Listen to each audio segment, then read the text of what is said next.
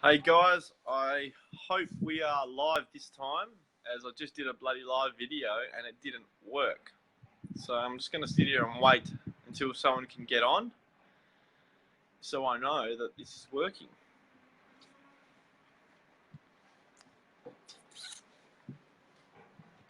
Meanwhile, I'm going to enjoy my Corona by the pool.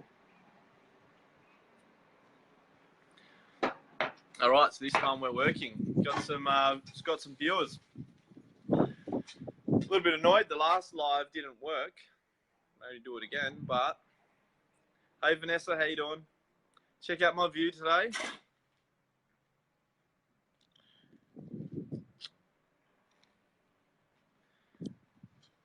Can't complain. You're working on Saturday, Lee? No, good. Well, got some viewers on, so I might as well get stuck into it, guys. The topic was how to set big goals and achieve them. So I'm going to share a little bit about my personal experience on how I was able to achieve some of my big goals recently. And hey, Millsy, how are you, mate? Good to see you online. But yeah, I'm going to talk a little bit about one of my mentors and how he helped me to achieve some big goals. And it comes down to really taking the time to sit down and write out what he calls a 10-year master plan. And, you know, what I did was I sat down and I wrote out my life. I brainstormed my life 10 years from now. And I took the time to sit down and think, how many kids do I want? You know, how old am I going to be? Where am I going to be living? What kind of car do I want? What kind of house do I want? What kind of business do I want? You know, I really sat down and brainstormed every single detail that I wanted, you know, my life to look like in 10 years from now. And once you actually sit down and you do that, it's an amazing feeling because it feels like you have achieved everything. It really feels like you are living that life now. And if you create that for yourself, you set a point A to point B, everything becomes realistic. Everything becomes achievable, and it keeps you so focused on your goals. So, you know, think about every area of your life. Think about finances, money. Think about recreation. Think about occupation, and you know, separate the categories into separate categories, so you can actually write them out separately. That was a big thing for me. You know, when I say I want $100,000 a month, that's one of my big goals. Always has been. It's just, but why? Why do I want $100,000 a month? What's that going to bring to my life? And that's where the options come in. You know, that's where the cars, the money, and all the materialistic shit doesn't matter anymore. Because when you start to write down your family goals on their own, that's what brought me to tears. You know, that's where it hit the soft spot. And I go, now I know why I'm doing this. You know, it was being able to write that check for my dad and pay off the house, or say, Dad, hey, you don't have to go to work anymore. We're going to go for a trip around Europe.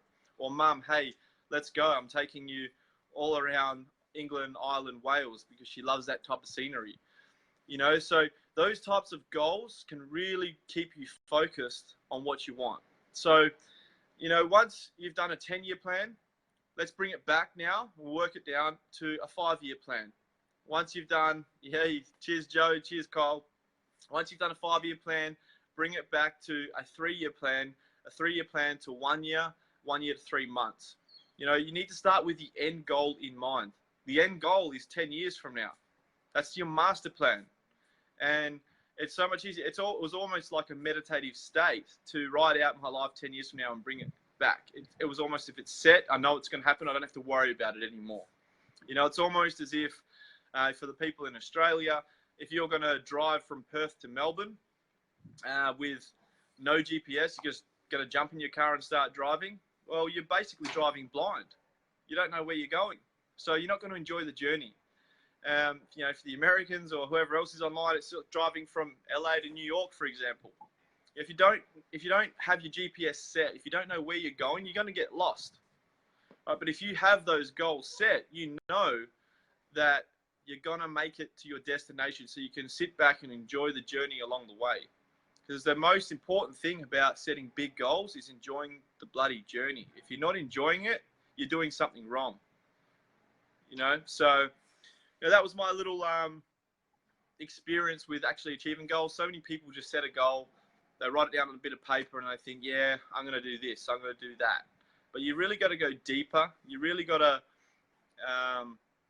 you got to find the emotional reason behind a goal, and you have to be so focused on that goal that nothing else matters. Whenever, for example, I lost focus, I thought, oh, can I do this? And I got a little bit overwhelmed. I'd go back to my goals that I've written out in my master plan, and I'd read out my master plan. I'd put on some nice meditation kind of music, and I'd read it over and over again until I left inspired again. So that's what I did. It really makes a huge, huge difference. I hope you get a little bit of value out of that, guys. It's been a while. I've only done a couple of lives. I've got to get out of my comfort zone and do a few more of these. So I hope you got value, and I'll see you guys on the next one. Thank you all for joining. Bye for now.